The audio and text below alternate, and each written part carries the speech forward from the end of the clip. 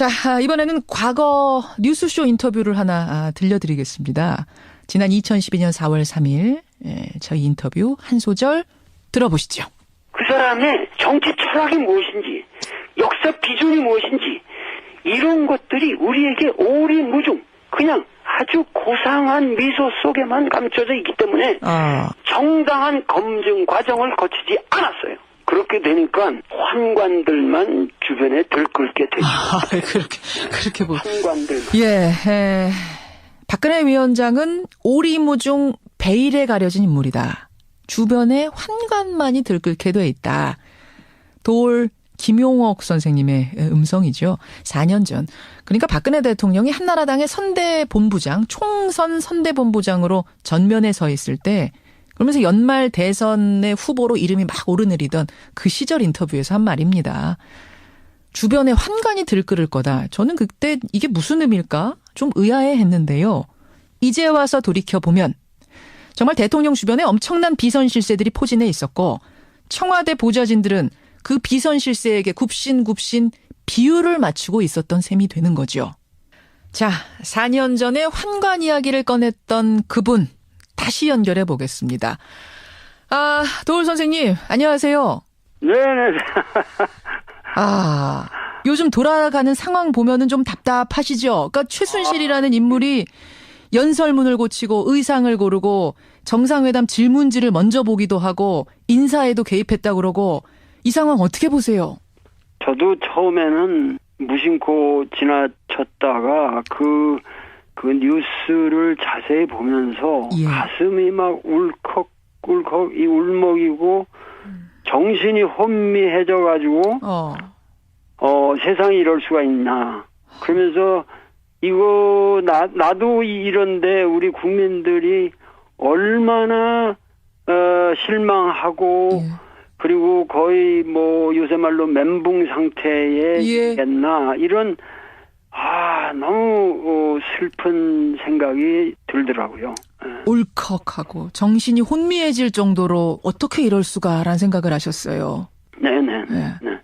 근데 그걸 보면서 비선 실세가 그렇게 활개치는 모습을 보면서 말려야 되는 청와대 사람들이 오히려 그 비선 실세 휴대폰을 막 닦아주고 의상을 코디해주고 이런 장면들이 지금 다 보도가 되고 있지 않습니까?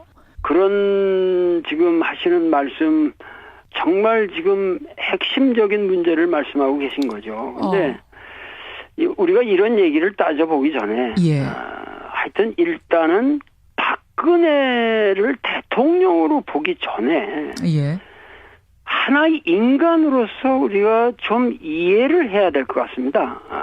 이해요? 무슨 얘기냐면은 그 말은 뭐냐면은 우선 박근혜라는 사람은 청와대에서 자라났잖아요. 그리고 자라난 시절이 보통 시절이 아니라 완전히 우리나라에서 거의 절대 권력이라고 말할 수 있는 거의 뭐 단군일의 가장 막강한 세력이었다고도 말할 수 있는 그 군사 독재 시절의 철옹성 같은 그런 어떤 황궁 속에 gat힌 한 공주였어요.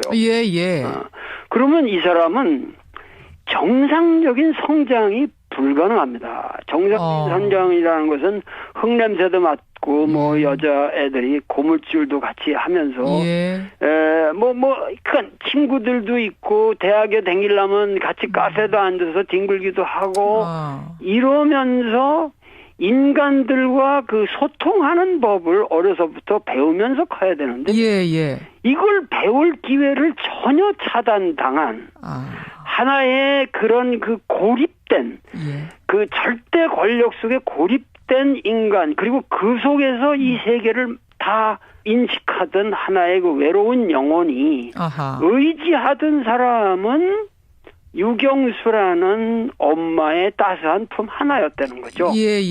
그런데 이것이 그 어마어마한 일이 터지잖아요. 그게 저 장춘동 국립극장에서 어머니가 흉탄에 돌아가시게 된단 말이죠. 그러면 어머니라고 하는 마지막 인간적인 연줄조차도 끊어진 상태에서 갑자기 어떤 사람이 나타나서 어머니의 내가 목소리를 전한다. 이것은 그 어떠한 영매술에 가장 탁월한 사람이라고 말하면서 내가 지금 너에게 어머니의 소리를 전하노라. 너는 지금 너가 앞으로 성장할 수 있는 길을 비켜주기 위해서 이러한 시련을 주고 있노라. 그러면서 뭐 이상한 얘기를 할 적에 접근을 하죠. 그러면서 그야말로 네가 어머니의 목소리를 듣고 싶은 나를 언제나 불러라. 그리고 편지도 계속 보냈다 그러고 이런 상황에서 완전히 이 최태민이란 분에게 올인하게 되는 거죠. 현몽 편지, 이른바 꿈에서 내가 유경수 여사의 목소리를 들었다. 그걸 당신에게 전달하겠소 라면서 접근한 그 최태민 씨. 그러니까 너무나 영혼이 굶주려 있을 때 거기에 그 약한 고리를 탁 건드렸다, 그 말씀이시군요. 그렇죠. 거기에 헤어날 수가 없는 거예요. 어허. 그거는 이 최태민이라는 사람은 사실 최태민은 박정희 대통령보다도 4살인가 나이가 위고 예. 그리고 일제시대 때 순사 노릇을 했던 사람이잖아요. 어허. 그리고 그 해방 후에도 뭐 여러 가지 문제가 있어 나왔다가 무슨 땡중 노릇하다가 또 그 영생교라는 그 종교를 만들어가지고 그렇죠. 사교를 만들었어요. 천도교, 뭐 불교, 기독교를 근데 그 사람이 말하는 영생교의 교리가 뭐냐면 영혼 합일이라고 그래서 항상 그 유체 뭐 어쩌고 그런 것처럼 말이죠. 그래가지고 너의 영혼을 어머니와 다시 합일시켜준다. 이런 이론을 가지고 나왔으니 거기에서 헤어날 수가 없죠. 그래가지고 그 무슨 유경재단 그런 거 만들어도 전부 최태민이가 이제 그 실제로 다 움직이게 되는 거 아니에요. 뭐 구국 무슨 봉사단 뭐 여러 가지 뭐 그렇게 되면서 이 양반은 또 1994년인가 심근경색으로 돌아가잖아요. 그러면서 이 사람은 5번째 딸이라고 하는 이 최순실이라는 여성이야말로 그 나의 이 영매의 능력을 가장 그 잘 계승한 훌륭한 인물이다라고 내가 죽어도 너 뒤를 이 여자가 봐줄 거야. 자, 이러고 바톤 인계를 했고. 바톤을 넘겨줬어요. 바톤 인계를 했고.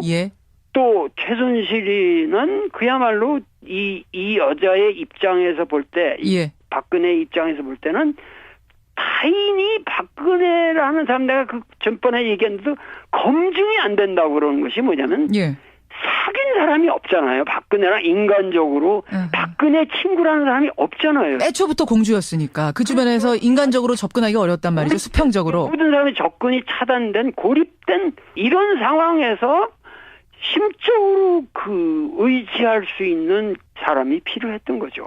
그게 바로 최태민 씨였고 그 뒤를 이어받은 최순실 씨였을 것이다. 이었을 것이다가 아니라 그건 뭐 100% 확정할 수 있는 사실이고. 아니 그러면 지금 이 상황이 그러니까 도대체 최순실이라는 사람이 누구였길래 이렇게 막대한 권한을 나눴을까, 주었을까, 이 부분이 국민들이 도저히 이해가 안 가다 보니까 종교적인 이유가 있는 거 아니냐라는. 그 인간을 이해해야 한다는 거죠. 그 대통령이 되기에는 너무 초라하고 버거운 임무를 뛰어든 거예요. 대통령이 되기에는 본인의 능력에 너무나 버거운 걸 맡으면서 더 의존했을 것이다. 최순실이라는 사람. 의존할 수밖에 없죠. 그런데 그 의존 방식이 영매적. 어머니의 홀령이 말씀하신다. 그리고 이 여자의 말은 하나님의 말씀처럼 절대적인 것이다. 이렇게 들릴 수밖에 없는 멘탈리티에 사로잡혀 있는 하나의 불쌍한 영혼. 그런데 왜 국민들은 우리가 알건 최순실의 남편이 정윤회고 정윤회가 국회의원 시절부터 이 청와대에 오는 과정의 전체를 비서실장처럼 그 담당한 사람 아니에요. 그렇죠. 그럼 그런 거 우리가 다 알고 뭐 십상신이 문고리 5인방이니 4인방이니 별하별 3인방 다 알고 그러면은 어떻게 해서 오늘날 우리 국민들이 맹분 상태라고 하지만 이렇게 초라한 하나의 여인을 그 여인은 또 하나의 평범한 영매라고 하는 아줌마에게 의존해서 모든 판단력을 내리는 자기 어떠한 이성적인 로고스가 없는 하나의 인간. 네, 예. 이 인간을 국민의 대다수가 위대한 인간으로 바라보고 도장을 찍어서 대통령을 만들었던 이 역사가 예. 얼마나 우리 민족이 지금 부끄럽게 생각해야 되느냐. 포인트까지 가야 되는 겁니다. 우리가 부끄러운 거다. 지금 분노하는 지점도 어쩌면 우리가 너무 부끄러워서 분노하고 있는 걸지도 모른다. 이 말씀. 그렇죠. 무슨 얘기냐면은 예. 지금 이러한 일이 터지니까 모든 사람들이 하야, 탄핵. 근데 하야라는 말은 대한민국에서 박근혜라는 인간이 대통령이 된 후에 대통령이란 권력을 잡은 후에 그 말을 제일 먼저 한 사람이 도올 김용옥입니다. 그러셨어요. 맞습니다. 예. 못했어요. 근데 세월호 때 제가 예. 메시지를 내면서 맞아요. 박근혜 대통령은 이 문제에 대해서 책임을 지고 대통령직을 하야해야 한다. 그 말씀 저희 인터뷰에서 하셨어요. 그죠. 그런데 예. 그 말을 제일 먼저 한 본인이지만 나는 오늘의 사태에 대해서는 예. 그런 말을 하고 싶지 않아요. 지금 이 상황에 대해서는 하야란 말은 하고 싶지 않다? 왜냐하면은 왜요? 박근혜야말로 예. 이 엄청난 어떤 의미에서 능력이 없으면서도 터무니없는 그 최순실한 인간에게 의존할 수밖에 없는 허약한 멘탈리티를 가지고 대통령이 된 박근혜가 예. 그동안 국민들과 같이 저지른 죄악을 책임지고 가야 한다는 거예요. 어떻게 책임집니까 근데? 그러니까 예. 지금 크게 말하면은 예.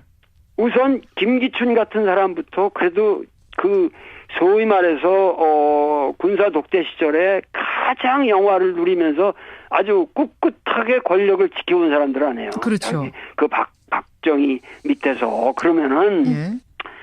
김기춘 같은 사람이 어떻게 이런 걸 다 알았다고. 이런 정황을 다 알면서도 그것을 갖다가 묵인하고 공범자들이에요.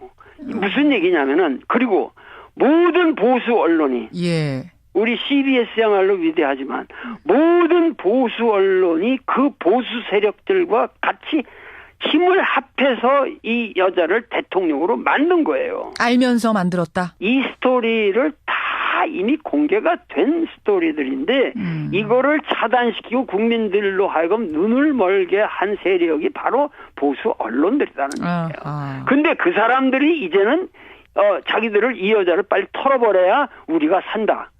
그것은 말이죠. 자기 책임을 회피하는 거예요. 예. 그래서 모든 죄악을 자기들이 저지른 죄악을 다 뒤집어 씌우고 나는 우리 역사가 이렇게 가면 안 된다는 거예요. 그러면 지금 박 대통령이 하야할 것이 아니라 박 대통령이 책임을 져야 한다는 말씀은 우선 책임에 대해서는 예. 가장 중요한 것은 청와대의 모든 사람들이 책임을 지고 물러나야죠. 예.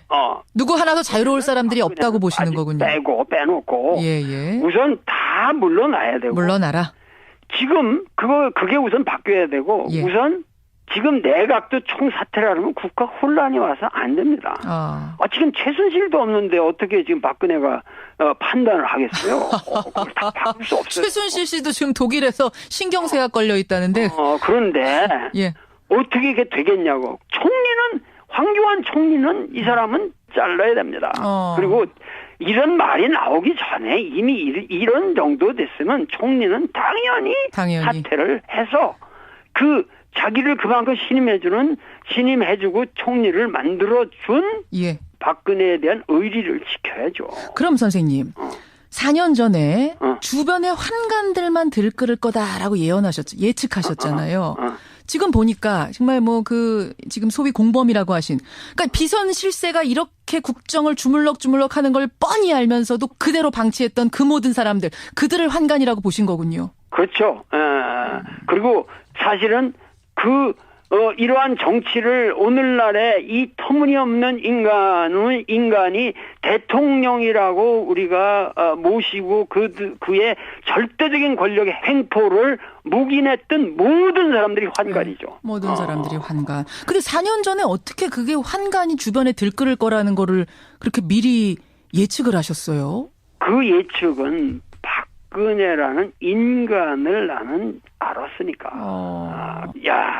이 사람은 도저히 대통령 될 수 없는 사람인데 만약에 대통령이 되면은 예. 이러이러한 불행한 역사가 전개되겠구나. 그동안 잘 땜빵하는 것처럼 왔지만 우리가 사실 생각해보세요. 무슨 통일은 대박, 이런 대박, 이게 박근혜 언어입니까? 완전히 뭐 통일 대박 이런 것들이 전부 어떤 의미에서 영매적인 언어들이라고. 예를 들어서 우리가 열심히 뭘 하면 우주가 도와줄 거라든지. 그렇죠. 혼이 비정상이란 용어라든지 이런 거 쓰면서 좀 일반적으로 쓰는 용어는 아니다라는 생각을 하긴 했거든요. 국민들이. 전후 맥락이 없이 사드도 탁 뭐든지 말해. 이게 뭐냐면 그 무당이 공수하면서 탁 대뱉듯이 모든 성명서를 분석해보면 전후 맥락이 맞지 않는 그러한 정치인의 행태가 아닌 하나의 무당춤을 춘 거예요. 무당춤을 춘 것 같다. 그건 최순실의 아바타죠. 그러면 지금 사실 소문이 파다하죠. 최순실 씨가 주술적인 멘토 아니었느냐, 이거 신정 정치한 거 아니었느냐라는 의견들이 파다한데 동의하시는 거군요. 그건 지금 소위 말해서 이 정치는 무당 정치라는 게 옛날부터 나왔던 말이고, 그리고 이 사태에 대해서 우리는 이 사실 규명을 철저히 해야 되고, 지금 정치적으로도 생각해보세요. 정치적 감각이 있는 사람이라면 지금 우리에게 지금 다가온 것은 대선이에요. 대선인데 이 대선을 앞두고 우리가 경거망동을 해서 전국의 변화를 가져오면은 우리나라 정치가 그야말로 이상한 정치가 됩니다. 그동안에 우리가 지금 박정희 패러다임이라는 거를 우리가 지금 청산하는 게 지상의 과제인데 뭔가 그 박근혜 정권이 상징하고 있는 모든 이 역사를 청산한다고 하는 그 야당의 대선 목표도 사라집니다. 박근혜의 절대 권력이 무너진 상태라는 것은 우리 민족에게 굉장한 혹입니다. 이런 걸 통해서 우리가 짚어야 할 걸 정확하게 짚고 같이 울분을 느끼면서 다시는 우리가 이러한 불행한 인간을 대통령으로 뽑아서는 안 되겠다. 자, 우리에게 필요한 것은 이것을 그야말로 우리의 죄악을 더불어 박근혜와 더불어 우리의 모든 국민의 죄악을 십자가에 못 박아야만 우리는 부활이 가능하다. 그럼 오히려 대선 전에 1년 전에 이런 일이 터진 게 우리나라로 볼 때는 기회네요. 기회고 이거 정말 감사한 일이죠. 정말 하느님이 보호하사 우리나라 만세입니다. 이거. 그렇습니까? 그래서 우리가 이런 기회에 정말 부활해서 남북 문제도 건강하게 풀어나가야 되고 모든 것이 여태까지 그런 영매 수준에서 그 두 아줌마 천박한 두 아줌마의 교감에서 전 대한민국의 입법, 행정, 사법 모든 체제가 놀아났다고 하는 이 절대 권력의 폐해를 다시 한번 절감하고 이러한 비극의 역사를 청산하는 시기로서 대선 정국을 끌고 가야 된다는 것이죠. 정말 좋은 말씀입니다. 지금 분위기를 보면 말입니다. 최순실 씨가 인터뷰에서 그 PC 그거 내 거 아니다. 이런 이야기를 하고 새누리당 의원들 중에 일부도 사과도 하고 그 PC가 본인 거 아니라는데 뭘 그러느냐 이런 얘기가 슬슬 나와요. 네네. 이런 식으로 흐지부지 덮고 넘어가려고 한다면 그럼 그때는 어떻게 된다고 보세요? 바로 그렇게 흐지부지 덮고 넘어가려고 하는 모습이야말로 박정희 패러다임의 본면목을 보이고 있는 것이기 때문에 그거야말로 이 땅에 진정한 정의가 찾아올 수 있는 위대한 기회가 된다는 것이죠. 그 말씀은 무슨 혁명이라도 그땐 진짜 일어날지도 모른다 이런 말씀이세요? 혁명 이상의 것이 파멸이죠. 뭐 파멸일 뿐만 아니라 우선 선거로 일어날 것이고 예. 그다음에 국민들이 각성해서 이제는 다시 이러한 역사가 반복되어서는 아니 되겠다. 아하. 다른 차원에서 예. 국민들이 생각할 수 있는 새로운 시대가 온다. 오히려. 바로 흐지부지 덮으려는 모습이 우리 헌 정치의 본 주소다. 그것을 그 모습을 그들이 스스로 드러내는 것을 우리가 두려워할 필요는 없다. 두려워할 필요는 없다. 흐지부지 덮고 넘어가려고 하면 그땐 오히려 혁명이 일어날 것이다. 이 말씀. 지금 어떻게 보면 상당히 역설적인 이야기를 하신 거예요. 예, 예. 네, 이 역설이야말로 우리 역사가 아마도 정의를 찾아가는 그러한 위대한 기회가 될 겁니다. 예, 국민들이 상당히 혼란스러워하고 있는 이때에 도올 선생님께서는 어떤 생각을 가지고 계시는가 저희가 좀 듣고 싶어서 오늘 긴급 인터뷰를 요청드렸는데 흔쾌히 응해 주셨습니다. 다시 한번 감사드리고요. 오늘 귀한 말씀 고맙습니다. 네, 감사합니다. 예, 네. 도올 김용옥 선생님이었습니다.